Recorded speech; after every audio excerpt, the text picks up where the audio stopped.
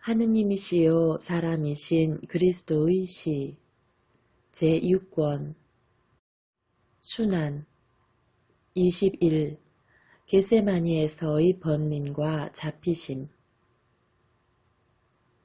길은 아주 조용하다. 돌로 된 분수대에 떨어지는 분수의 물소리만이 깊은 저교를 깨뜨린다. 동쪽에는 집들이 벽을 끼고 아직 어둠이 깔려 있는데 그 반대쪽에는 달이 집 꼭대기를 비추기 시작한다. 그리고 길이 넓어져서 작은 광장을 만든 그곳에는 은백색 달빛이 내려와서 길의 조약돌들과 흙까지도 아름답게 보이게 한다. 그러나 도계교와 비슷하거나 또는 거리 쪽으로는 뚫린 구멍이 별로 많지 않고 또 이 시간에는 버려진 집들처럼 모두 닫혀서 어두운 저 집들이 받침대 같기도 한 이 집에서 저 집으로 이어져 있는 수많은 장식용 홍여 창틀들 밑은 아주 캄캄하여 시몬이 들고 있는 불그레한 횃불이 유난히도 환해 보이고 훨씬 더 주위를 잘 비추어 준다. 그 움직이는 붉은 빛을 받은 얼굴들이 분명히 나타나는데 모두가 서로 다른 심정을 나타내고 있다. 가장 엄숙하고 가장 평온한 얼굴은 예수의 얼굴이다.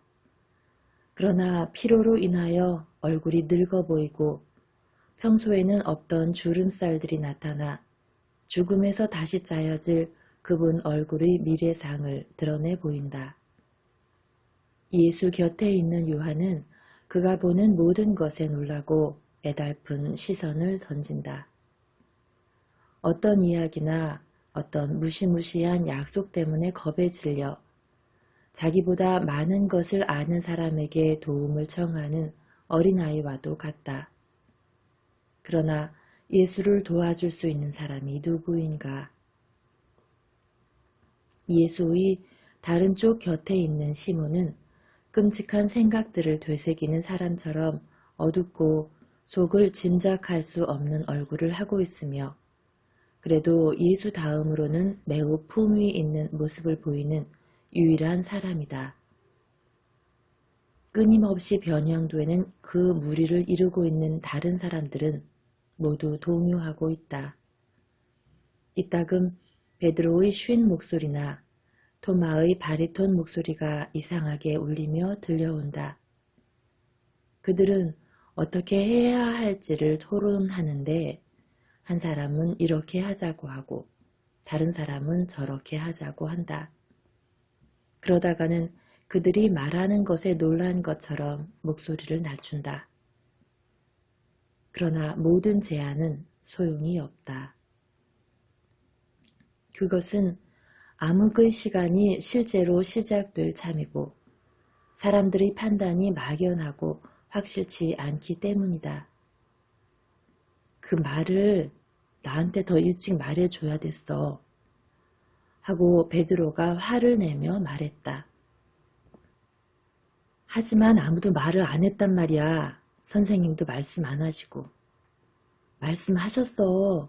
바로 선생님이 자네한테 그 말을 하셨단 말이야. 아니 동생, 네가 글을 모르는 것 같구나 하고 나는 어떤 불안을 느끼고 선생님과 같이 가서 죽자 하고 말했지. 생각나지?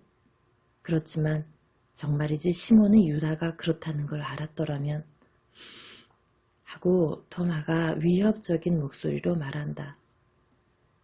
그래 어떻게 하려고 했나? 하고 바르톨로메오가 묻는다. 나 말이야? 지금이라도 자네들이 도와주면 그렇게 할 걸세. 어떻게 말이야? 그를 죽이러 간단 말이야? 어디로? 아니야, 나는 선생님을 멀리 가시게 할 거야. 그게 더 간단해. 선생님 안 가실걸? 나는 선생님께 가시자고 청하지 않을 거야. 나는 여자를 납치하듯 선생님을 납치해 갈 걸세. 그거 나쁜 생각 아닌데? 하고 베드로가 말한다. 그리고는 충동적으로 뒤로 돌아서서 마테오와 야고보와 같이 음모자들 모양으로 조용히 말하고 있는 알페오의 두 아들의 그룹에 끼인다. 이거 봐. 토마는 예수님을 멀리 가시게 하자고 말하네. 모두 함께 겟세마니에서 베파게로에서 베다니아에 가고 거기서 어디론가 멀리 떠날 수 있을 거야. 그렇게 하지. 선생님을 안전한 곳에 모시고 나면 돌아와서 유다를 없애버리는 거야. 소용없는 짓이야. 이스라엘 전체가 하나의 덫인걸. 하고 알페오의 야고보가 말한다. 그래도 지금은 그 덫이 거의 다 퉁겨지게 됐어. 우리가 그것을 알 수 있었어.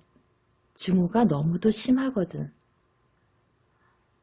아니 마테오, 자네가 나를 화나게 하는군. 자네가 죄인이었을 때는 용기가 더 많았는데 필립보 말해보게. 외따로 떨어져 혼자 오면서 혼잣말을 하는 것 같던 필립보가 얼굴을 들고 걸음을 멈춘다. 베드로가 그에게로 가서 둘이 이야기를 나눈다. 그런 다음 아까의 집단으로 다시 온다. 나는 제일 좋은 장소가 성전이라고 생각하네. 하고 필립보가 말한다. 자네 미쳤나? 하고 두 사촌과 마테오와 야고보가 소리 지른다. 아니 거기서 선생님을 죽이려고들 하는데 말이야. 쉿! 웬 소리가 그렇게 커? 나는 내가 무슨 말 하는지 알고 있어. 그자들은 선생님을 사방으로 찾아다니겠지만 성전에 와서 찾지는 않을 거야. 자네와 요한은 안나의 하인들 중에 친한 사람들 있잖아. 돈 좀 듬뿍 집어주면 만사는 뜻대로 이루어지는 거야. 내 말 믿어. 찾는 사람을 숨겨두는데 제일 좋은 곳은 간수의 집이야. 나는 그렇게 안 하겠어. 하고 제베데오의 야고보가 말한다. 그렇지만 다른 사람들 말도 들어보게. 우선 요한의 말부터 들어보세. 만일 그랬을 때 그자들이 선생님을 붙잡으면 나는 내가 배반자가 되는 것은 원치 않아. 그 생각을 못했네. 그럼 어떻게 하지? 베드로는 풀이 죽었다. 그러면 동정으로 무슨 일을 해야 한다고 생각하네. 우리가 할 수 있는 오직 한 가지 일, 즉 어머니를 멀리하는 일일세. 하고 알페오의 유다가 말한다. 좋아. 하지만 누가 가나? 가서 뭐라고 말씀드리지? 친척인 자네가 가게. 나는 예수님과 같이 있을 거야. 이거 내 권리야. 자네가 가게나. 내가? 나는 사울아이 엘리아절처럼 죽으려고 검으로 무장을 했는데 나는 내 예수님을 지키기 위해 군단 사이로 지나가면서 마구 칠 거야. 수적으로 더 많은 자들의 힘으로 인해서 내가 죽어도 상관없어. 내 예수님을 지켰을 테니까. 하고 베드로가 단언한다. 그렇지만 그게 가리옷의 유다라는 거 확실한가? 하고 필립보가 타데오에게 묻는다. 난 그렇다고 확신해. 우리 중에 아무도 뱀 같은 마음을 가진 사람은 없어. 그 사람밖에는. 마테오, 자네가 가서 마리아님께 말씀드리게. 내가? 그분을 속이라고? 아무것도 모르는 어머니를 내 곁에 두고 보라고? 그리고는 안 돼. 나는 죽으면 죽었지. 그 비둘기같이 순진한 분을 배신하는 일은 목소리들이 뒤섞이며 하나의 웅성거림이 된다. 들으셨습니까, 선생님? 저희는 선생님을 사랑합니다. 하고 시몬이 말한다. 안다. 내가 그것을 아는 데에는 그 말들이 필요치 않다. 그리고 그 말들이 그리스도의 마음에는 평화를 주지만 그의 영혼은 상하게 한다. 주님, 왜 그렇습니까? 사랑의 말들인데요. 순전히 인간적인 사랑이다. 정말 잘 들어두어라.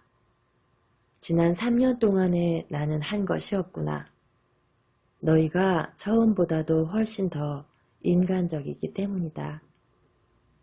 오늘 저녁에는 너희들 안에서 모든 더러운 누룩이 피고 있는 중이다.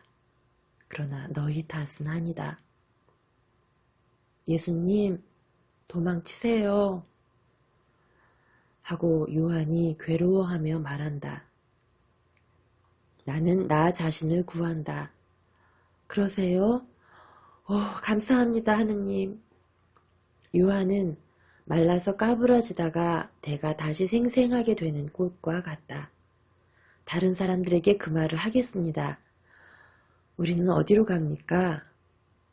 나는 죽음으로 가고 너희는 믿음으로 간다. 그렇지만 금방 도망치신다고 말씀하셨는데요. 제일 사랑받는 제자는 다시 괴로움에 짓눌린다. 역주 브로이스 소베라는 동사는 도망치다, 피하다 라는 뜻과 영혼을 구하다의 두 가지 뜻이 있다. 나 자신을 구한다. 사실 나 자신을 구해. 만일 내가 아버지께 순종하지 않으면 나는 멸망할 것이다. 그러나 나는 순종한다. 그러므로 구원을 받는 것이다. 하지만 그렇게 울지 말아라. 내가 언젠가 말해준 적이 있는 저 그리스 철학자의 제자들보다도 덜 용감하구나. 그들은 독당근으로 죽어가는 그 스승 곁에 남아있으면서 씩씩한 고통으로 스승을 위로하였다. 너는 아버지를 잃은 어린아이 같구나. 사실 그렇지 않습니까? 제 아버지를 잃는 것보다 더합니다. 선생님을 잃으니 말입니다. 너는 나를 계속 사랑하니까 나를 잃지 않는다. 이 세상에서는 망각으로 인해서 또 내세에서는 하느님의 심판으로 인해서 우리와 헤어진 사람이 이뤄지는 것이다. 그러나 우리는 헤어지지 않을 것이다. 이 세상에서도 저 세상에서도 결코. 그러나 요한은 설복되지 않는다. 시몬이 한층 더 예수께 가까이 다가가서 작은 목소리로 비밀을 털어놓는다. 선생님, 저는 시몬 베드로와 저는 무엇인가 좋은 일을 하기로 바랐었습니다. 그렇지만 선생님은 모든 것을 아시니 말씀해 주십시오.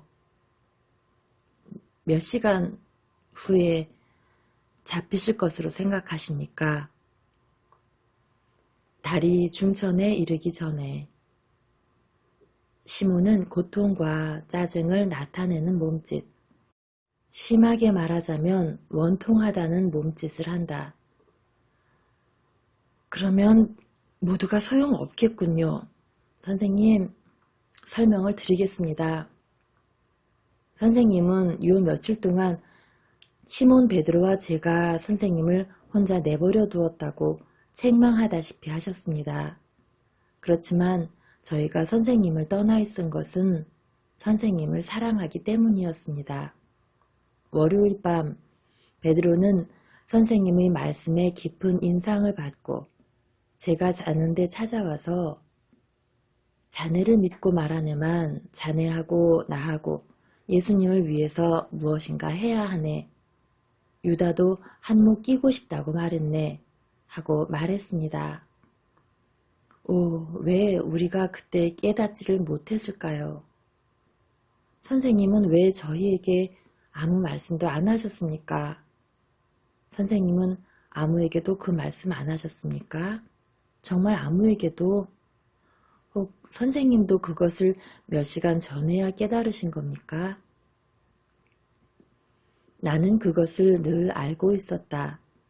그가 제자들 중에 끼기 전부터, 그리고 하느님 편으로 보나 사람 편으로 보나 그의 죄악이 완성되지 못하게 하려고 모든 방법을 써서 그를 나에게서 멀리하려고 애썼다. 내가 죽기를 원하는 자들은 하느님의 사형 집행인이고 또 내 제자이며 친구인 그는 배반자이고 사람의 사형 집행인이기도 하다. 저 사람은 내 첫 번째 사형 집행입니다. 왜냐하면 내 식탁에서 그를 내 곁에 두고 나 자신이 너희들에 대항해서 그를 보호해야 하는 노력으로 인해 벌써 나를 죽였기 때문이다. 그런데 아무도 이 일을 알지 못합니까? 요한은 안다.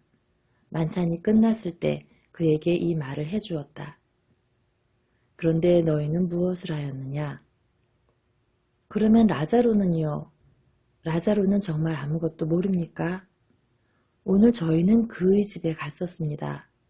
과연 라자로는 오늘 아침 일찍이 와서 제물을 바치고는 그의 저택에도 머무르지 않고 총독 관저에도 들리지 않고 돌아갔습니다. 라자로는 자기 아버지가 가졌던 습관에 따라 늘 총독 관저에 갔었거든요. 그리고 빌라도도 아시다시피 요사이는 시내에 있습니다. 그렇다. 모두 성 안에 있다. 빌라도와 함께 토마나 새 시온이 여기에 있고 가야파와 헤로데와 더불어 이스라엘이 여기 있다. 과월절이 이 백성의 모든 자녀들을 하느님의 제단 앞으로 불렀기 때문에 이스라엘 전체가 와 있다. 가물리엘은 보았느냐? 예. 그런데 그것은 왜 물으십니까? 내일도 또 보기로 되어 있습니다. 가물리엘이 오늘 저녁은 베파게에 있다. 나는 그것을 안다. 우리가 겟세마니에 이르면 너는 가물리엘을 찾아가 이렇게 말하여라. 조금 있으면 선생님이 21년째 기다리시는 표를 보시게 될 것입니다. 하고 다른 말은 아무 말도 하지 말고 그리고 나서 네 동료들과 같이 돌아오너라. 아니 그걸 어떻게 하십니까? 선생님, 다른 사람의 일을 모르는 위안조차 가지시 못하신 우리 가엾은 선생님. 네 말이 맞았다. 모르는 위안, 가엾은 선생. 착한 일보다는 나쁜 일이 더 많기 때문에 그렇다. 그러나 착한 일들도 보고 그것을 기뻐한다. 그러면 선생님은 알고 계시군요. 시몬아, 이제 내 순환의 시간이 되었다. 내 순환이 더 완전하게 되도록 하기 위하여 아버지께서는 시간이 가까워짐에 따라 내게서 빛을 도로 빼앗아 가신다.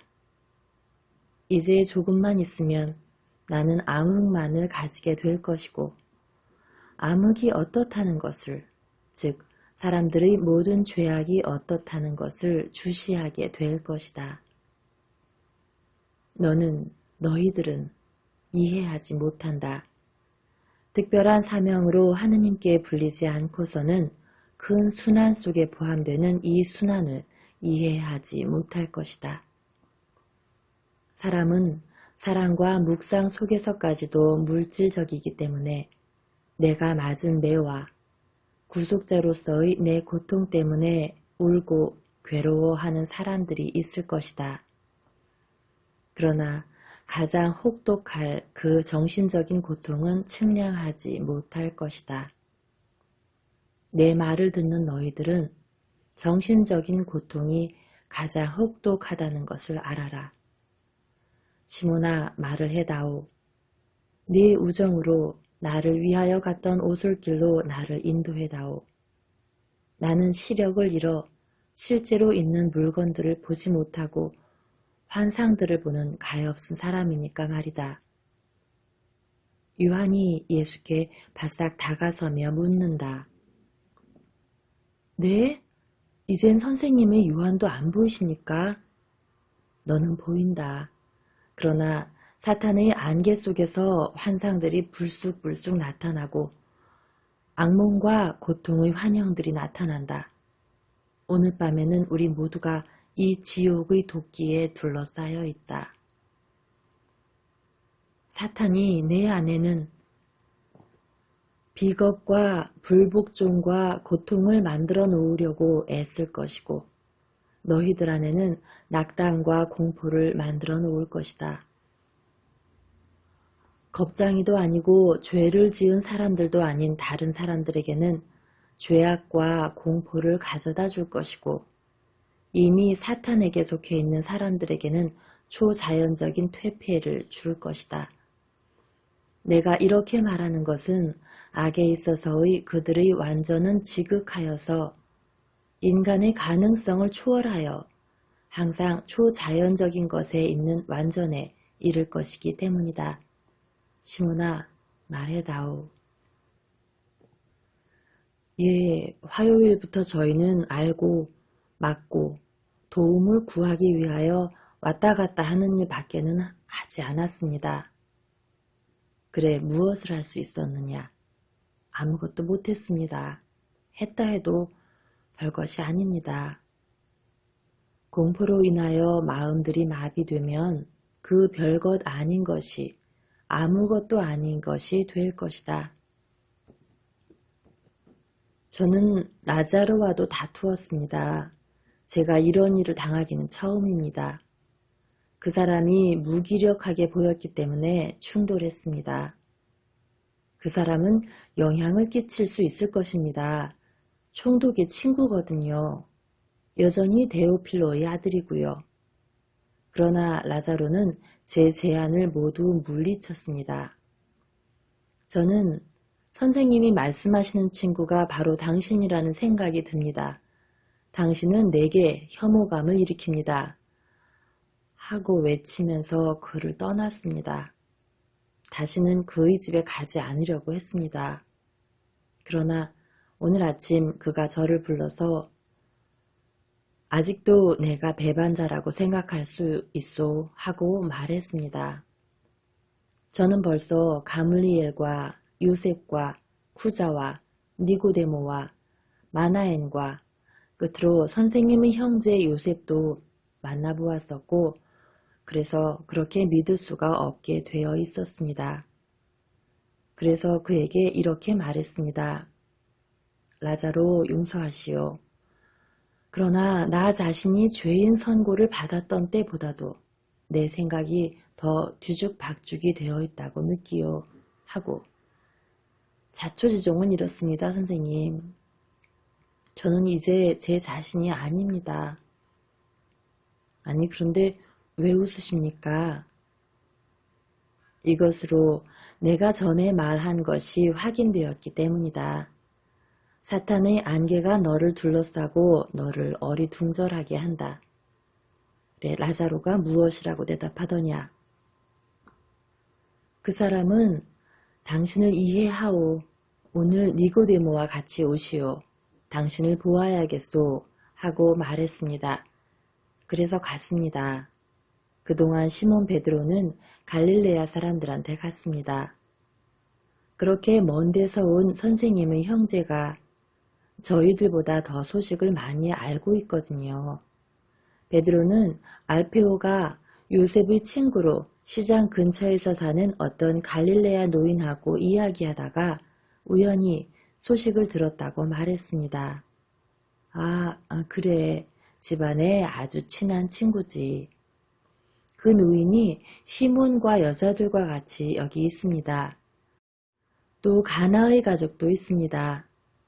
시몬은 보았다. 그런데 요셉은 그의 친구로 여자들로 인해서 인척이 된 성전에 있는 어떤 사람의 친구이기도 한 사람에게서 선생님을 붙잡기로 결정하였다는 것을 알았다고 하며 베드로에게 이렇게 말했습니다. 나는 항상 예수를 공격했소. 하지만 사랑으로 그런 것이었고 예수가 아직 강할 때에만 그랬소. 그러나 지금은 예수가 원수들의 처분에 맡겨진 어린아이같이 되었으니 항상 그를 사랑한 친척인 나는 이제 그의 편이요. 이것은 핏줄과 마음의 의무요. 하고 말입니다. 예수께서는 잠시 기쁜 시간에 보이셨던 차분한 얼굴을 다시 보이시면서 미소를 지으신다.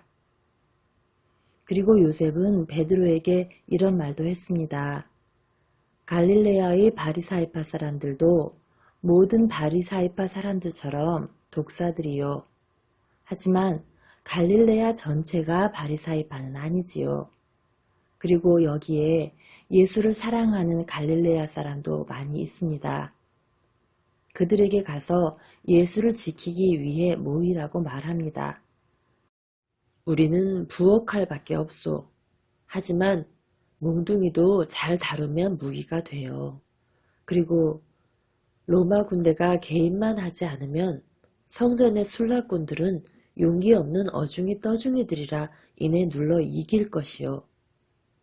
그래서 베드로는 요셉과 같이 갔습니다.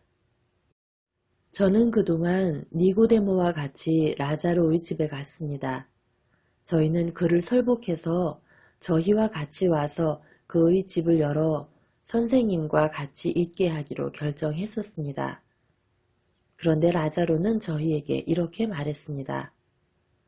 나는 예수님께 순종해서 여기 남아 있어야 해요. 2배의 고통을 당하기 위해서. 참말입니까? 그렇다. 내가 그에게 이 명령을 내렸다. 그래도 라자로는 제게 검들을 주었습니다. 그 검들은 그의 것입니다. 하나는 제게, 하나는 베드로에게 주라고요. 쿠자도 제게 검을 주고자 했습니다. 그렇지만 그 많은 사람들과 대항하는데 칼 2자루가 무엇입니까?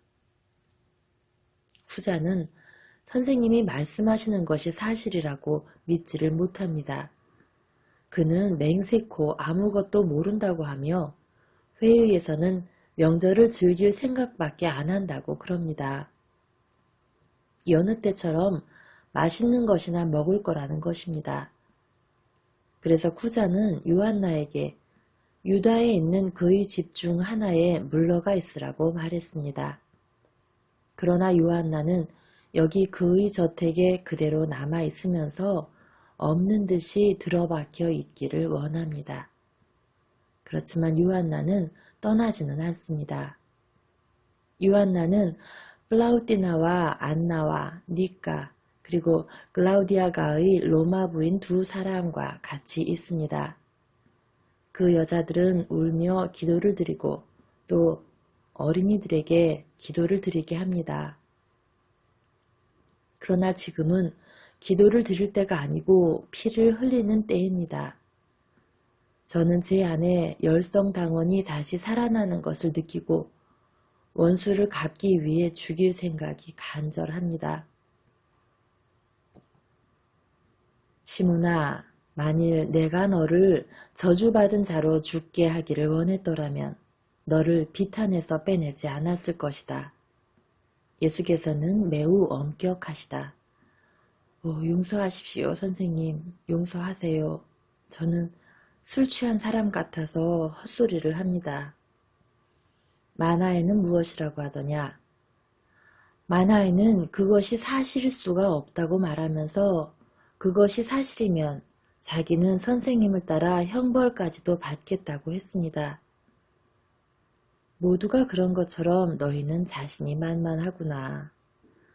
사람 안에는 얼마나 교만이 많으냐.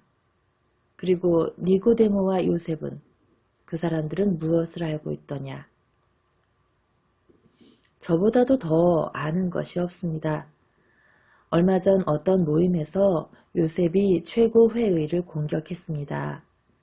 요셉은 그들이 무죄한 사람을 죽이기를 원하기 때문에 그들을 살인자로 취급하면서 이렇게 말했습니다.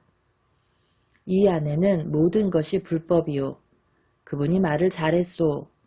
주의 집에 반종교적인 가증스러운 것들이 들어앉았다고. 이 제단이 더럽혀졌기 때문에 파괴될 것이라고. 그들은 요셉이 요셉이기 때문에 돌로 쳐 죽이진 않았습니다. 그러나 그때부터 그들은 그에게 아무것도 알려주지 않았습니다. 가물리엘과 니고데모만이 친구로 남아 있었습니다. 그렇지만 가물리엘은 말을 하지 않고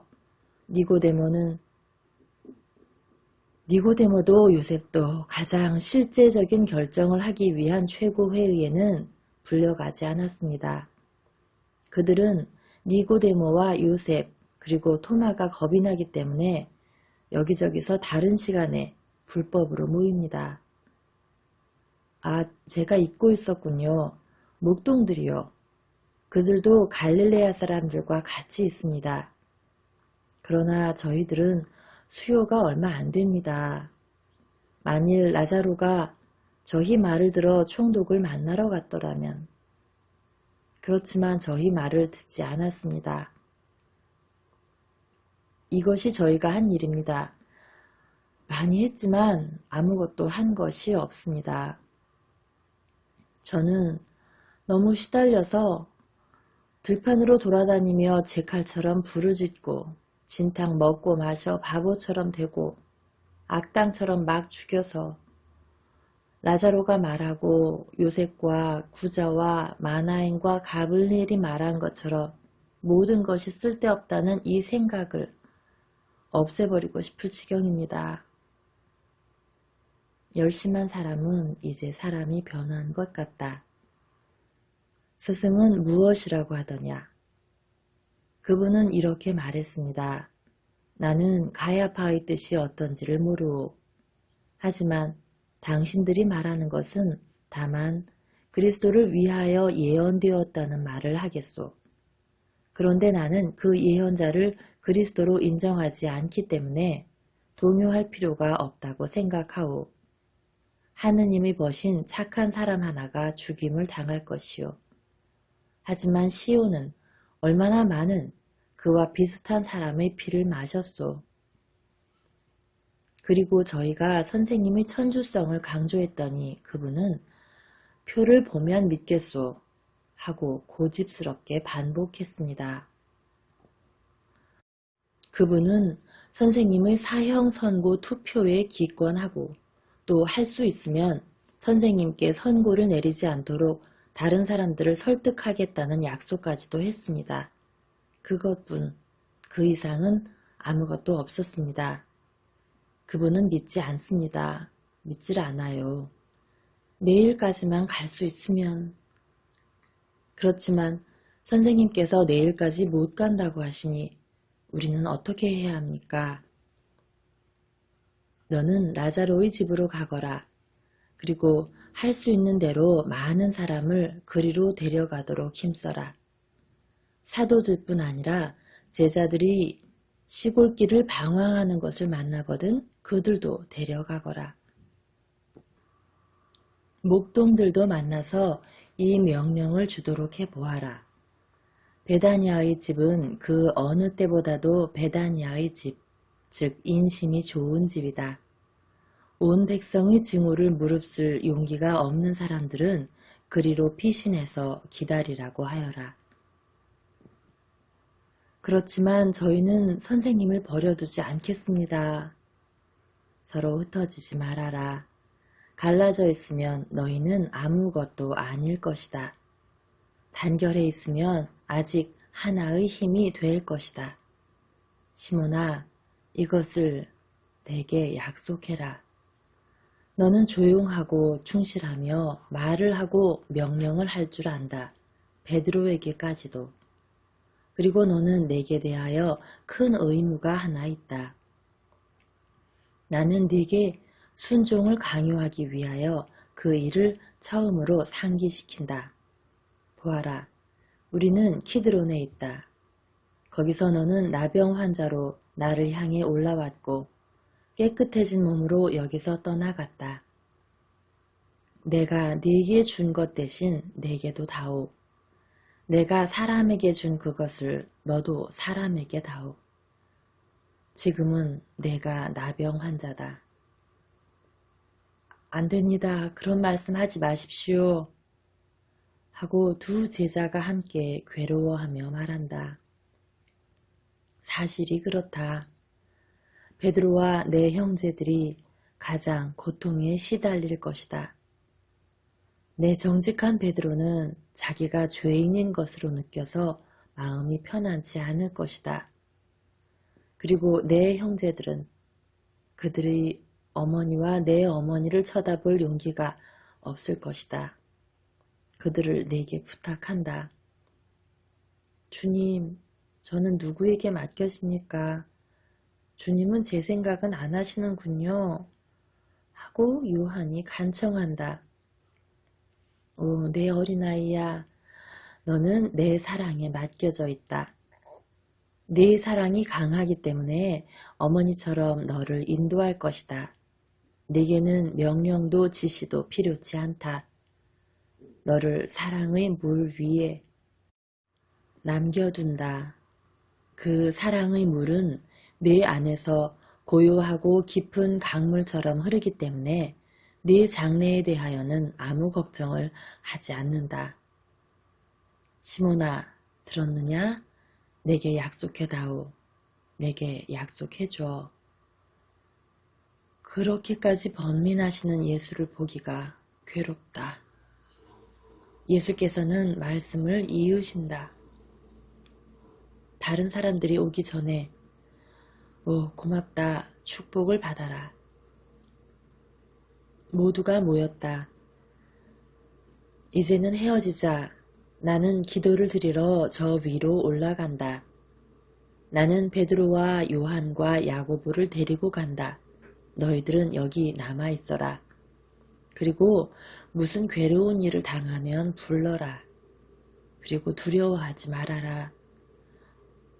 너희의 머리칼 하나도 건드리지 않을 것이다. 나를 위하여 기도하여라. 증오와 공포를 버려라. 한순간에 지나지 않을 것이고 그 다음에는 기쁨이 넘칠 것이다. 웃어라. 그래서 내 마음속에 너희 미소를 간직하게 하여라. 그리고 다시 한번 모든 것에 대해서 감사한다. 벗들아, 잘들 있어라. 주께서 너희들을 보호해 주시기 바란다. 예수께서는 사도들과 헤어져 앞으로 나아가시고 그동안 베드로는 시몬에게서 횃불을 건네받는다.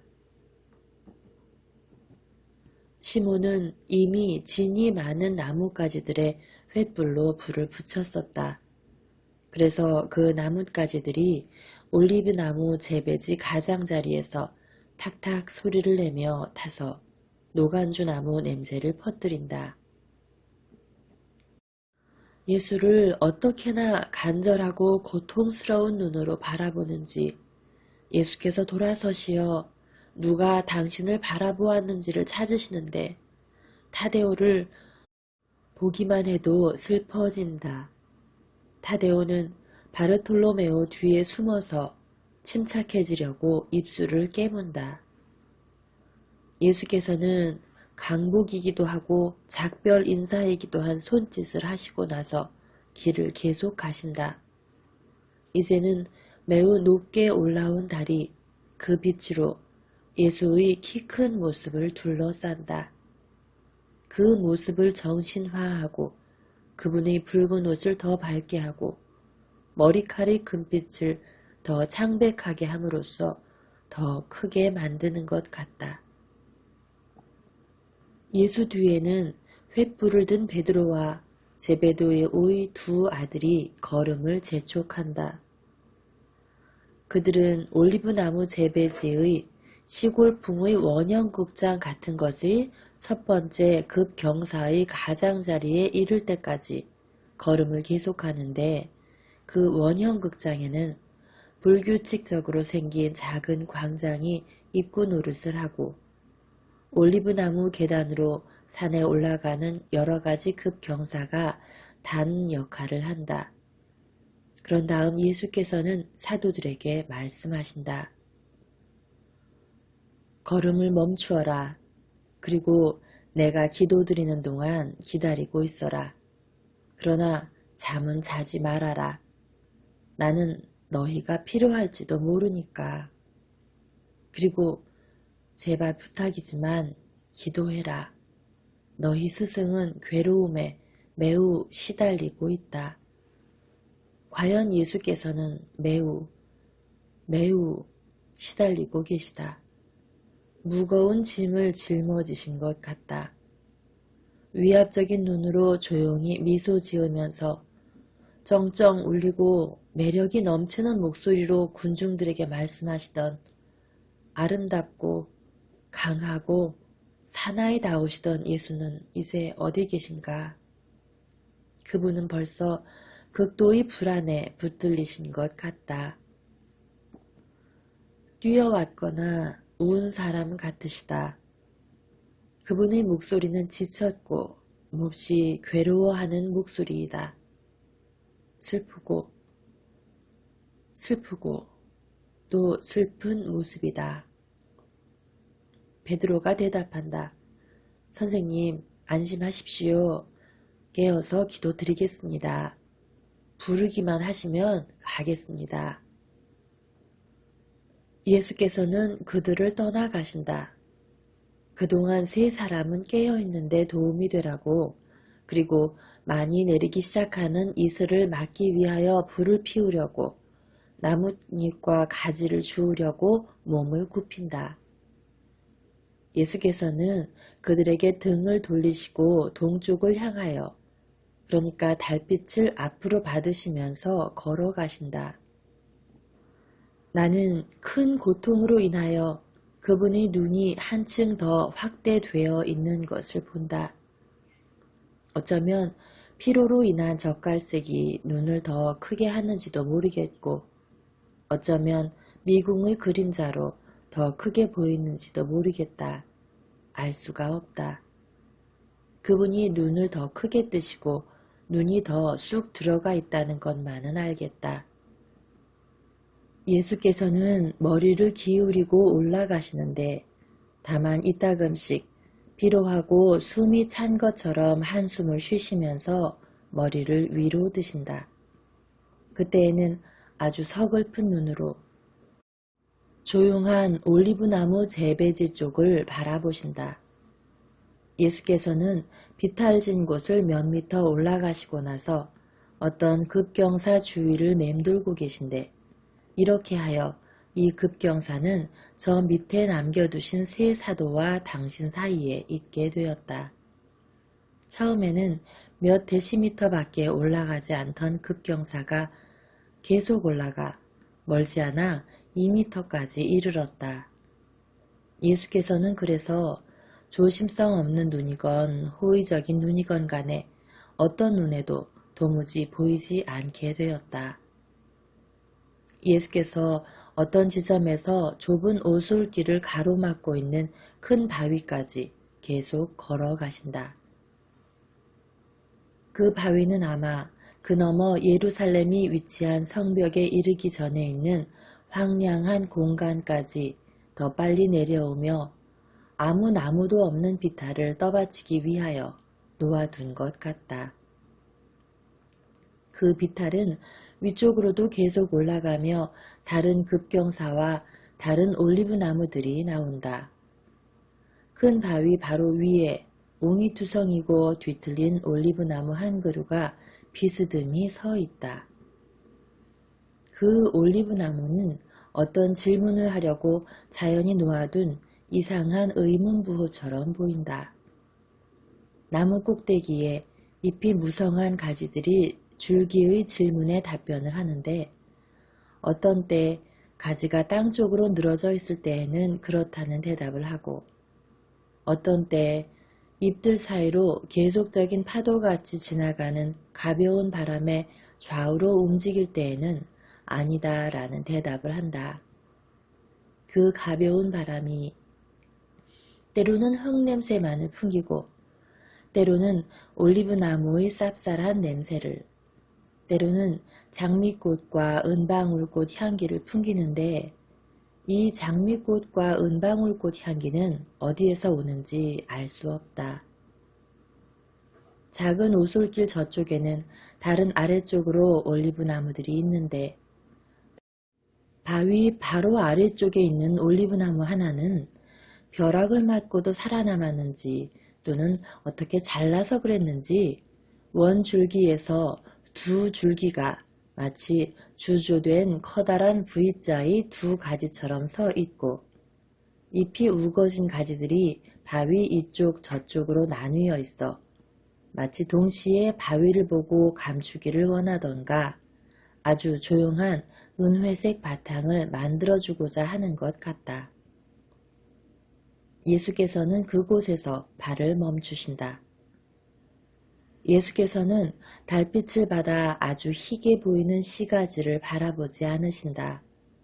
반대로 시내 쪽으로 등을 돌리시고 팔을 펴서 십자 모양을 하시고 얼굴을 하늘로 드신 채 기도하신다. 말하자면 달이 예수의 머리 위에 수직으로 있는 것은 사실이지만 예수와 달 사이에는 올리브나무의 빽빽한 잎들도 있어서 달빛이 나뭇잎들 사이로 겨우 새어들어와 끊임없이 움직이는 빛의 반점을 만들어내고 있기 때문에 그분의 얼굴이 보이지는 않는다. 길고 열렬한 기도이다. 때때로 한숨을 내쉬시고 어떤 말은 더 분명히 들리게 하신다. 그것은 성시도 아니고 주기도문도 아니다. 그것은 그분의 사랑과 그분의 필요성에서 용솟음쳐 나와서 이루어진 기도이다. 당신 아버지께 하는 하나의 참된 변론이다. 나는 내가 알아듣는 몇 마디 말로 그것을 이해한다. 아버지께서는 아십니다. 저는 아버지의 아들입니다. 모든 것을. 그러나 저를 도와주십시오. 때가 왔습니다. 저는 이제 이 세상의 사람이 아닙니다. 아버지의 말씀에는 일체의 도움의 필요성이 사라집니다. 말씀이 아버지께 순종한 것과 같이 사람이 구속자로서 아버지를 만족시켜 드리게 해 주십시오. 아버지께서 원하시는 대로 저들을 위하여 아버지께 불쌍히 여겨주시기를 청하는 것입니다. 저들을 제가 구원하겠습니까? 이것을 아버지께 여쭈어 보는 것입니다. 저는 그들이 이렇게 되기를 원합니다. 세속과 육신과 마귀에게서 구원되기를. 아버지께 또 청해도 되겠습니까? 아버지, 이것은 정당한 청입니다. 저를 위한 청이 아니고 아버지의 피조물이며 자기 영혼까지 진흙을 만들어버리고자 한 인간을 위한 청입니다. 저는 그 진흙이 다시 아버지의 뜻에 맞는 정신의 썩지 않는 본질이 되라고 그것을 제 고통과 제 피 속에 집어넣습니다. 악마는 사방에 있습니다. 오늘 밤에는 그놈이 왕입니다. 왕궁에도 있고 집들에도 있고 군대 가운데에도 성전에도 있습니다. 성 안은 그놈들로 가득 차 있어서 내일은 지옥으로 변할 것입니다. 예수께서 몸을 돌려 바위에 등을 대시고 팔짱을 끼신다. 그분은 예루살렘을 바라다 보신다.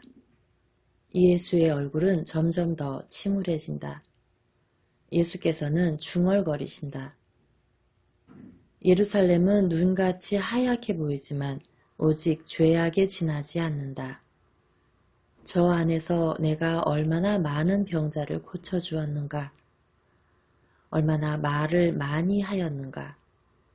내게 충실한 것 같이 보이던 사람이 지금 어디에 있는가. 예수께서는 고개를 숙이시고 이슬로 반짝이는 짧은 풀이 덮인 땅을 뚫어지게 들여다보신다.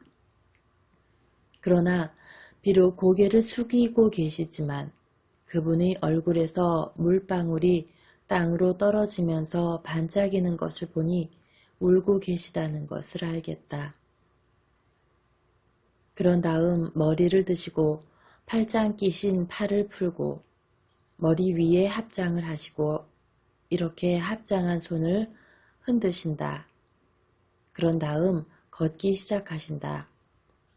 피워놓은 나뭇가지를 태운 불 옆에 앉아있는 세 사도들에게로 돌아오시니 그들은 반쯤 잠이 들어있다. 베드로는 어깨를 나무줄기에 기대고 팔짱을 낀 채 깊이 든 첫잠에 취하여 머리를 좌우로 흔들고 있다. 야고보는 동생과 함께 땅 밖으로 드러난 뿌리에 그 껄껄함을 덜 느끼려고 그들의 겉옷을 깔아놓고 앉아있다. 비록 베드로보다 덜 편안하지만 그들도 졸고 있다. 야고보는 머리를 요한의 어깨에 맡기고 요한은 머리를 형의 머리 위로 기울이고 있는데 마치 어렴풋이 든 잠이 그들을 그런 자세로 고정시켜 놓은 것 같았다. 자고들 있느냐? 1시간을 깨어 있을 수가 없었구나. 나는 너희들이 격려와 기도가 몹시도 필요한데 말이다. 세 사람은 소스라쳐 놀라며 부끄러워한다. 그들은 눈을 비비며 변명의 말을 중얼거리는데 힘든 소화를 그들의 잠의 첫째 원인으로 돌린다. 포도주와 음식 때문입니다. 그렇지만 이제는 됐습니다. 그것은 잠깐에 지나지 않았습니다. 저희들은 말을 하기가 싫었고 그 때문에 잠이 들었었습니다. 그러나 이제는 큰 소리로 기도를 드리겠습니다. 그러면 다시는 그런 일이 없을 것입니다. 그래, 기도를 드리고 깨어 있어라. 너희를 위해서도 그럴 필요가 있다. 예, 선생님. 선생님께 순종하겠습니다. 예수께서는 돌아가신다. 달이 어떻게 강하게 그분의 얼굴을 비추는지 그 은색빛이 그분의 붉은 옷을 점점 더 창백하게 한다. 마치 그 옷에 희고 빛나는 먼지를 끼얹은 것 같다. 나는 그 달빛으로 그분이 낭망하고 괴로워하는 늙은 얼굴을 볼 수 있다. 눈은 여전히 확대된 채로 있다. 그러나 눈물로 흐려져 있는 것 같다. 입에는 권태를 나타내는 주름이 잡혀 있다. 예수께서는 몸을 한껏 구부리시고 더 천천히 그 바위로 돌아가신다. 예수께서는 바위 앞에 무릎을 꿇으시고 팔로 바위에 기대신다. 바위는 반들반들하지는 않지만 그 중간쯤 높이에 누가 일부러 가공이라도 한 것 같이 일종의 젖가슴 같은 것이 있다. 이 작은 젖가슴 위에는 내가 이탈리아에서도 본 적이 있는 작은 백합과 비슷한 화초가 한 그루 나 있다. 작은 잎들은 둥글지만 가장자리가 까칠까칠하고 두터우며 매우 가는 줄기 끝에는 작은 꽃들이 피어 있다. 바위의 회색 바탕과 진초록색 잎에 뿌려진 작은 눈송이와도 같았다. 예수께서 꽃들 곁에 손을 얹으시니 작은 꽃들이 뺨을 스친다. 깍지를 끼신 손에 얼굴을 얹으시고 기도하시기 때문이다. 조금 후에 작은 꽃잎들의 차가운 기운을 느끼시고 얼굴을 드신다. 예수께서는 그것들을 들여다보시고 쓰다듬으시며 그 꽃들에게 말씀하신다. 너희들은 순결하다. 너희는 나를 위로하는구나.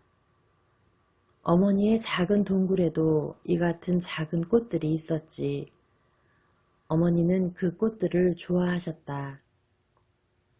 내가 어렸을 적에 아버지는 나보고 너는 몹시 작으면서도 하늘의 이슬이 하나 가득 찬 백합꽃이다 하고 말씀하셨지.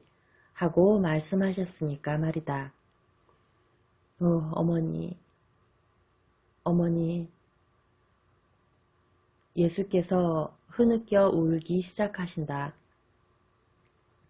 깍지 낀 손에 머리를 얹으시고 약간 꿇어앉아 우시는 것을 보고 들을 수가 있는데 손은 손가락을 끼시고 으스러져라 하고 조이신다.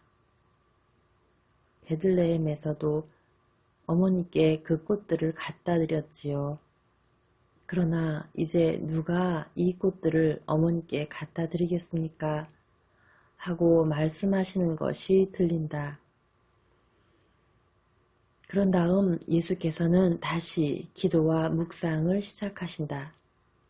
그 묵상이 슬픈 것임에 틀림없다. 아니, 슬픈 것이라기보다는 오히려 고민스러운 것임에 틀림없다.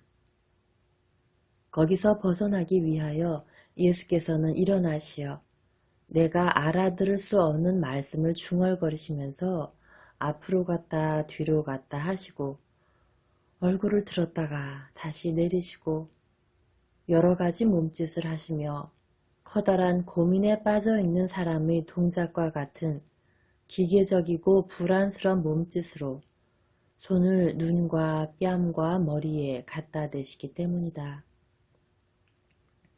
그것을 말하는 것은 아무것도 아니지만 묘사하기는 불가능하며 그분을 보는 것만으로도 그분의 고민에 끌려 들어가는 것 같다. 예수께서는 예루살렘을 향하여 손짓을 하신다. 그런 다음 도움을 청하기 위한 것처럼 다시 하늘을 향하여 팔을 쳐들기 시작하신다. 더운 것처럼 겉옷을 벗으신다. 그 겉옷을 들여다보신다. 그분에게는 무엇이 보이는가? 그분의 눈은 당신의 고통밖에는 다른 것을 보지 못하며 모든 것이 당신 어머니가 짜신 이 겉옷조차도 그 고통을 더해준다. 예수께서는 겉옷에 입을 맞추시면서 말씀하신다. 용서하십시오, 어머니. 용서하세요. 당신 어머니의 사랑으로 잦고 짜고 한천에 용서를 빌으시는 것 같다. 겉옷을 다시 입으신다. 예수께서는 고통에 짓눌리신다. 고통을 이겨내시려고 기도를 하고자 하신다. 그러나 기도와 더불어 추억과 걱정과 의심과 회한이 다시 몰려온다. 도시와 사람의 이름과 사건들이 눈사태 모양으로 와르르 몰려온다. 예수께서는 빠르고 불규칙적이기 때문에 나는 따라갈 수가 없다. 그분의 복음 전파 생활상이 그분의 눈앞에 떠오른다. 그리고 배반자 유다를 다시 데려온다. 어떠한 고민인지 그 고민을 이기시려고 베드로와 요한의 이름을 외치실 정도이다. 그들이 이제 오겠지. 그들은 정말 충실하다. 그러나 그들은 오지 않는다. 다시 부르신다. 무엇인가 보이는 것 같이 무서워서 떠시는 것처럼 보인다. 예수께서는 베드로와 두 형제가 있는 곳으로 빨리 도망치신다. 그들은 꺼져가며 회색 재 속에 붉은 빛만을 내고 있는 나뭇가지가 탄 불 몇 덩어리 둘레에서 더 편안히 더 깊이 잠들어 있다. 베드로야, 내가 너희들을 3번이나 불렀는데 너희들은 무엇을 하고 있느냐? 너희는 아직도 자고 있느냐? 아니 내가 얼마나 괴로워하는지 너희는 깨닫지 못한단 말이냐? 육체가 너희를 이기지 못하게 하여라. 너희 중의 아무에게나 말이다. 정신은 날래지만 육체는 약하다. 나를 도와다오. 세 사람은 더 천천히 잠이 깬다. 그러나 끝내는 눈이 휘둥그레져 가지고 변명을 한다. 그들은 겨우 몸을 일으켜 우선 앉았다가 완전히 일어선다. 근데 좀 생각해 보십시오 하고 베드로가 중얼거린다. 이런 일은 저희가 전에는 당한 적이 한 번도 없었습니다. 정말 그 포도주 탓입니다. 포도주가 독했습니다. 또 이 추위도 그렇고요. 추위를 느끼지 않으려고 옷을 껴입었습니다. 과연 그들은 겉옷을 껴입었는데 머리까지도 뒤집어 썼었다. 그리고 불이 약해지자 더 추워졌고 잠이 왔습니다. 선생님이 저희들을 부르셨다고 말씀하시지만 제가 그리 깊게 잠들었던 것으로는 생각되지 않습니다. 자, 요한, 나뭇가지를 찾고 몸을 움직이세. 괜찮아질 것입니다. 선생님, 안심하십시오. 이제부터는 일어나 있겠습니다. 그러면서 마른 나뭇잎 한 줌을 나뭇가지가 탄 불 위에 얹고 그동안 야고보는 얼마 떨어지지 않은 숲에서 노간주 나무나 그와 비슷한 종류의 초목 한 덩어리를 잘라 가지고 와서 나뭇가지들 위에 얹어 놓는다. 불꽃이 높고 환하게 올라가며 예수의 불쌍한 얼굴, 그것을 쳐다보고 울지 않을 수 없을 정도로 정말 몹시 슬픈 얼굴을 비춘다. 그 얼굴의 빛이 극도의 피로 속에 전부 사라져 버렸다. 예수께서는 이렇게 말씀하신다. 나는 나를 죽이는 고통을 느낀다. 오, 그렇고 말고. 내 영혼이 죽도록 슬프다. 벗들아, 벗들아, 벗들아. 그러나 예수께서 그 말씀을 하시지 않는다 하여도 그분의 모습은 참으로 죽는 사람의 모습, 그것도 가장 괴로워하고 가장 비탄에 잠긴 버림받아서 죽어가는 사람의 모습이다. 그분의 말 한마디 한마디가 흐느낌인 것 같다. 그러나 세 사람은 잠으로 인하여 너무 둔해져 있다.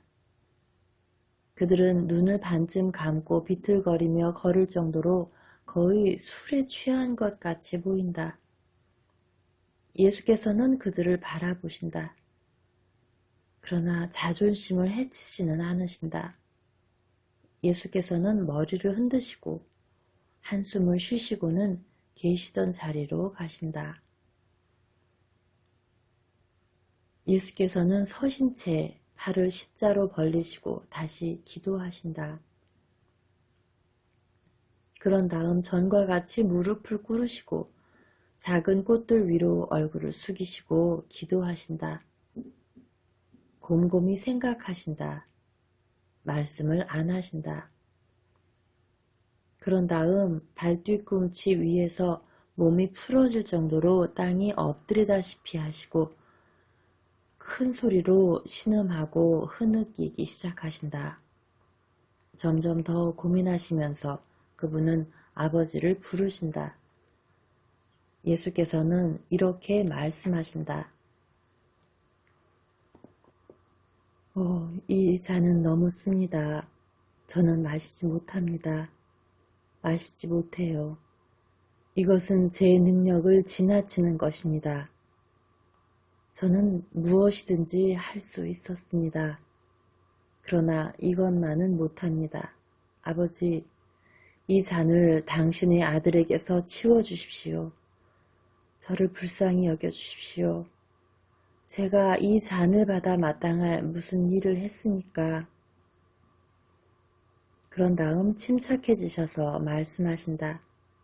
그렇지만 아버지, 만일 제 목소리가 아버지의 뜻에 어긋나는 것을 청하거든 제 목소리를 듣지 마십시오. 제가 아버지의 아들이라는 것을 기억하지 마시고 오직 아버지의 종이라는 것만을 기억하십시오. 제 뜻이 이루어지지 않고 아버지의 뜻이 이루어지기 바랍니다. 예수께서는 잠시 그대로 계시다가 숨이 막힌 고함을 지르시고는 깜짝 놀란 얼굴을 위로 들어 올리신다. 잠깐 동안 그러시고는 정말 얼굴을 땅에 대고 엎드리신 채 그대로 계신다. 사탄이 우리를 몹시 괴롭히는 동안 그 위에 세상의 모든 죄악이 짓누르고 그 위에 암흑과 재와 쓸개와 저 두렵고 무섭고 절대적으로 두려운 일인 하느님이 버림이 내려오는 내 약한 인간이다.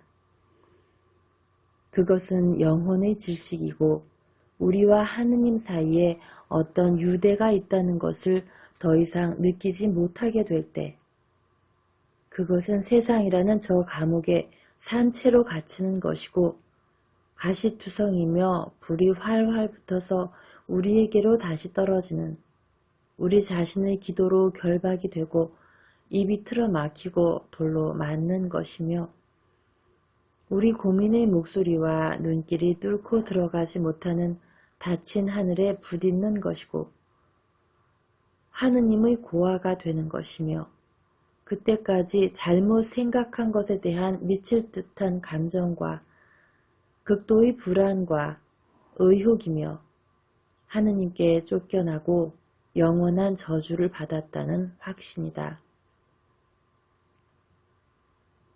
그것은 지옥이다. 오, 나는 그것을 안다. 그리고 나의 그리스도의 고통을 참아 보지 못하겠다. 정말 못 보겠다. 그리고 그 고통이 지난해에 나를 들볶았던 고통, 그것을 다시 생각만 해도 아직 나를 어리둥절하게 만들어 놓는 그 고통보다도 100만 배나 더 혹독하다는 것을 알 수 있다. 예수께서 참다운 임종의 고통의 헐떡거림과 한숨 속에서 신음하신다. 아무것도 저리 가라. 아버지의 뜻이 그 뜻만이 아버지의 뜻이 제 뜻 말고 아버지의 뜻이 이루어지기를 바랍니다. 제 뜻은 무익합니다. 제게는 주님 한 분밖에 안 계십니다. 지극히 거룩하신 하느님이 그분이십니다. 유일한 율법은 순종이고 유일한 사랑은 구속입니다. 아니다. 이제 어머니도 안 계시고 생명도 없고 천주성도 없고 사명도 없다. 마귀야, 네가 어머니와 생명과 내 천주성과 내 사명을 가지고 나를 유혹해도 소용없다. 나는 인류를 어머니로 가졌기에 인류를 위하여 죽기에 이르도록 그를 사랑한다. 생명은 그것을 내게 주셨다가 다시 요구하시는 분께 모든 생명의 최고의 지배자께 돌려드린다. 천주성은 그것이 이 속죄를 할 능력이 있다는 것을 증명함으로써 내가 그것을 입증하며 사명은 내가 죽음으로써 그것을 완수한다. 내게는 이제 주 내 하느님의 뜻을 행하는 것 외에는 아무것도 없다. 사탄아 물러가라. 나는 이 말을 한 번, 두 번 하였고 지금 세 번째 다시 하는 것이다. 아버지, 될 수 있는 일이면 이 잔을 제게서 멀리하여 주십시오. 그러나 제 뜻이 아니라 아버지의 뜻이 이루어져야 합니다. 사탄아 물러가라. 나는 하느님의 것이다.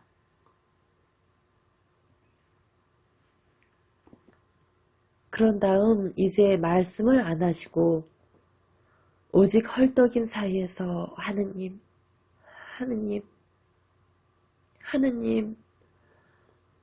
하고 말씀하실 뿐이다. 예수께서는 심장이 뛸 때마다 하느님을 부르시고 심장이 뛸 때마다 피가 넘치는 것 같다. 어깨에 걸쳐있는 천에 그 피가 배어서 그것을 둘러싸고 있는 환한 달빛에도 불구하고 어두운 빛깔처럼 보인다. 예수의 머리 위에는 더 환한 빛이 형성되어 그분에게서 약 1m 되는 곳에 나타난다. 너무 강한 빛이어서 땅에 엎드려 있는 분까지도 벌써 피로 무거워진 굽실굽실한 머리칼 사이로 새어 들어오는 것을 피로 인하여 눈이 흐려졌는데도 불구하고 볼 수 있을 정도이다. 예수께서는 머리를 위로 들어 올리신다. 달이 가엾은 얼굴 위에 빛나고 있고 금성의 청백색 다이아몬드빛 같은 천사의 빛은 한층 더 빛난다. 그러자 땀구멍에서 스며 나오는 피 속에 무서운 죽음의 고통이 나타난다. 속눈썹과 머리칼과 콧수염과 수염이 피에 젖고 피를 뒤집어 썼다. 피가 관자놀이에서 흘러나오고 피가 목의 정맥에서 나오고 손에서 피가 방울져 떨어진다. 예수께서 손들을 천사의 빛을 향하여 내미시는데 넓은 소매가 팔꿈치 쪽으로 미끄러져 내리자 그리스도의 아랫팔에서 피땀이 흐르는 것이 보인다. 얼굴에서만 눈물이 붉은 얼굴 모습을 통하여 분명한 두 줄기 선을 그어 놓는다. 예수께서는 다시 겉옷을 벗어서 손과 얼굴과 목과 아랫팔을 닦으신다. 그러나 땀은 계속 나온다. 예수께서는 옷감을 두 손으로 꼭 눌러주시고 얼굴에 대고 누르시는데 옷감이 자리가 바뀔 때마다 짙은 붉은색 옷감에 자국이 분명히 나타나는데 그 흔적은 검게 보인다. 땅에는 풀이 빨갛게 물들었다. 예수께서는 거의 까무라치실 것 같다. 숨이 찬 것을 느끼시는 것처럼 목에 맨 옷끈을 끌으신다. 손을 심장에 갖다 대셨다가 머리에 대시고 마치 부채질을 하듯이 얼굴 앞에서 손을 흔드시며 입을 반쯤 벌린 채로 계신다. 예수께서 바위를 향하여 아니 오히려 비탈 꼭대기를 향하여 느릿느릿 가셔서 거기에 등을 기대신다. 그리고는 마치 벌써 돌아가신 것처럼 머리를 가슴 위로 푹 숙이시고 양팔은 몸 옆으로 늘어뜨리신 채 더 이상 움직이지 않고 계시다. 천사의 빛이 아주 천천히 줄어든다. 그러다가 마치 달빛에 빨려 들어간 것 같이 되고 만다. 예수께서는 다시 눈을 뜨신다. 힘들게 머리를 드시고 바라보신다. 혼자이시다. 그러나 덜 고민하시는 것 같다. 한 손을 뻗어 풀 위에 버려두었던 겉옷을 당신께로 끌어당기시어 얼굴과 손과 목과 수염과 머리칼을 닦기 시작하신다. 마침 비탈 가장자리에 도단한 이슬을 흠뻑 머금은 큰 잎을 따셔서 그것으로 얼굴과 손을 씻으시고 또 다시 닦으시고 하여 몸을 마저 깨끗하게 하신다. 그 일은 다른 잎 여러 개를 가지고 여러 번 하셔서 그 무서운 땀의 흔적을 지워버리신다.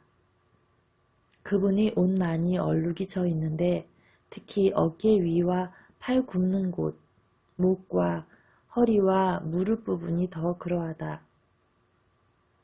예수께서는 목을 들여다보시고 머리를 흔드신다. 겉옷도 들여다보신다. 겉옷이 너무 얼룩져 있는 것을 보신다. 예수께서는 겉옷을 개켜서 바위 위 작은 꽃들 근처의 요람처럼 생긴 곳에 놓으신다. 몸이 약해지신 탓에 어렵게 무릎을 꿇으시기 위하여 돌아서신다. 예수께서는 겉옷에 머리를 갖다 대시며 기도하시는데 겉옷 위에는 손이 얹혀 있다. 그런 다음 바위를 짚으시며 일어서시어 또다시 가볍게 비틀거리시면서 제자들을 찾아가신다. 그분의 얼굴은 매우 창백하다. 그러나 이제는 당황한 얼굴이 아니다. 비록 핏기는 없고 평소보다 더 슬프기는 하지만 숭고한 아름다움을 풍기는 얼굴이다. 세 제자는 그들이 겉옷을 뒤집어 쓰고 꺼진 불 옆에 완전히 누워서 깊이 잠들어 있다. 그들이 숨을 깊이 쉬는 것이 들리는데 그것은 요란스럽게 코를 골려는 시초이다. 예수께서 그들을 부르시지만 소용이 없다. 몸을 굽혀 베드로를 너그럽게 흔들어 깨우실 수밖에 없다. 뭐야 누구야? 베드로는 잠을 깨며 정신이 멍하고 자기의 진초록색 겉옷을 보고 놀라며 말한다. 아무도 아니다. 내가 너를 불렀다. 아침이 되었으니까? 아니다. 이경이 거의 끝나간다. 베드로는 정신이 아주 둔해져 있다. 예수께서 요한을 흔드시니 요한은 자기 위에서 유령의 얼굴이 들여다보고 있는 것을 발견하고 겁에 질린 고함을 지른다. 그만큼 예수의 얼굴은 대리석으로 만들어진 것 같이 보인다. 선생님이 죽은 사람처럼 보였어요. 예수께서는 야고보도 흔들어 깨우신다. 야고보는 자기 동생이 부르는 줄로 알고 그들이 선생님을 잡아가냐 하고 말한다. 아직 아니다 야고보야 하고 예수께서 대답하신다. 그러나 이제는 이러들 나서 가자. 나를 배반한 자가 가까이 와 있다. 아직 어리둥절한 세 사람은 일어난다. 올리브나무, 달, 밤 꾀꼬리, 산들바람, 평화, 그 밖에는 아무것도 없다. 그들은 말없이 예수를 따라온다. 8사람은 꺼진 불 곁에서 다소간 잠들어 있다. 이러들 나거라 하고 예수께서 고함치신다. 사탄이 오는 동안 결코 자지 않는 자, 사탄과 그 추종자들에게 하느님의 아들들은 자지 않는다는 것을 보여주어라. 예, 그러겠습니다, 선생님. 사탄이 어디 있습니까, 선생님? 나 예수는 그런데 무슨 일이 있었습니까? 그리고 확실치 않은 질문과 대답이 오가는 동안 그들은 겉옷을 다시 입는다. 유다의 지휘를 받으며 조용한 작은 장소에 불을 붙인 많은 횃불로 환하게 비추면서 쏟아져 들어오는 술락꾼들이 무리 앞에 겨우 질서 있게 나타날 만한 여유밖에는 없었다. 그들은 병정으로 가장한 산적 무리와 같았고 악마와 같은 웃음으로 보기 흉하게 되는 도형수와 같은 얼굴들이었다. 성전의 열성 분자들도 몇 명이 있다. 사도들은 모두 한편 구석으로 몰려간다. 베드로가 앞에 있고 다른 사람들은 뒤에 몰려 있다. 예수께서는 계시던 곳에 그대로 계시다. 유다는 다시 그분의 가장 좋은 시절이 빛나는 눈이 된 예수의 시선과 맞서서 쳐다보며 다가온다. 얼굴도 숙이지 않는다. 오히려 하이에나와 같은 미소를 지으며 가까이 와서 예수의 오른쪽 뺨에 입 맞춘다. 벗아, 그래 무엇을 하러 왔느냐? 너는 입맞춤으로 나를 잡아 넘기느냐? 예수께서는 스승의 위엄을 가지고 처음 말씀을 하신 다음 어떤 불행을 감수하는 사람의 몹시 슬퍼하는 어조를 쓰신다. 유다는 잠시 머리를 숙였다가 다시 든다. 비난에도 뉘우침에 대한 일체의 권고에도 무감각인 채 병정들은 소리를 지르면서 밧줄과 몽둥이들을 가지고 앞으로 나아오며 그리스도 외의 사도들도 붙잡으려고 한다. 물론 가리옷의 유다는 빼놓고. 누구를 찾소? 하고 예수께서는 침착하고 장엄하게 물으신다. 나자렛 사람 예수요. 내가 그요. 예수의 목소리는 우레와 같다. 살인자인 세상 앞에서, 무죄한 사람들의 세상 앞에서, 자연과 별들 앞에서 예수께서는 자신만만하고 성실하고 공개적인 이 증언을 당신 자신에게 하신다. 예수께서 벼락을 내리치셨더라도 그보다 더한 일을 하지 못하셨을 것이다. 모두가 낫으로 베는 밀이삭 다발처럼 쓰러진다. 서 있는 사람은 유다와 예수와 사도들 뿐이다. 사도들은 병사들이 쓰러지는 광경을 보고 용기가 다시 살아나 예수께로 가까이 오면서 어떻게나 노골적으로 유다를 위협하였던지 유다는 때맞게 껑충 뛰어 시몬의 명인다운 칼솜씨를 피하게 되었다. 검으로 무장하지 않은 사도들이 뒤에서 던지는 쓸데없는 돌팔매와 몽둥이에 쫓기며 유다는 키드론 개울 저쪽으로 도망쳐 어떤 어두운 골목길로 사라진다. 이러들 나시오. 다시 묻지만 누구를 찾소? 나자렛 사람 예수요. 나라고 당신들에게 말하였소. 하고 예수께서는 부드럽게 말씀하신다. 그렇다. 부드럽게. 그러면 이 다른 사람들은 가만 내버려 두시오. 내가 가겠소. 검과 몽둥이들을 내려놓으시오.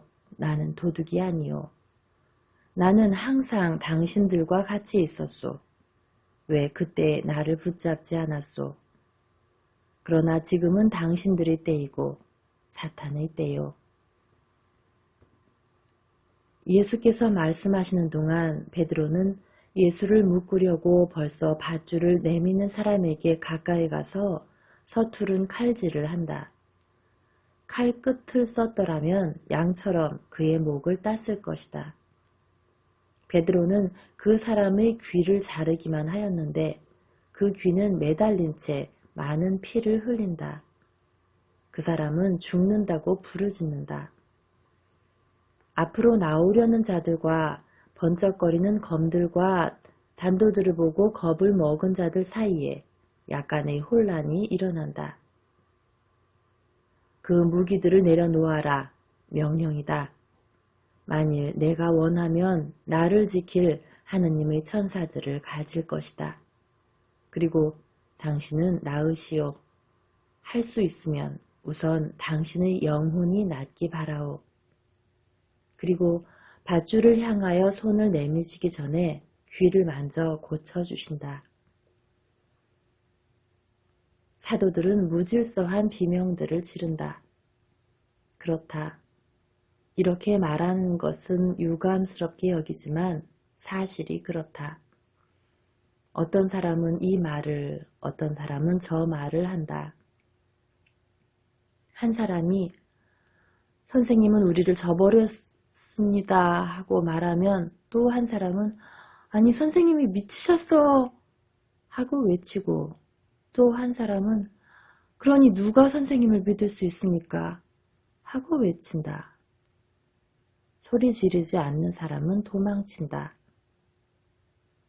그래서 예수께서 혼자 계시다. 혼자서 병정들과 같이 이리하여 길이 시작된다.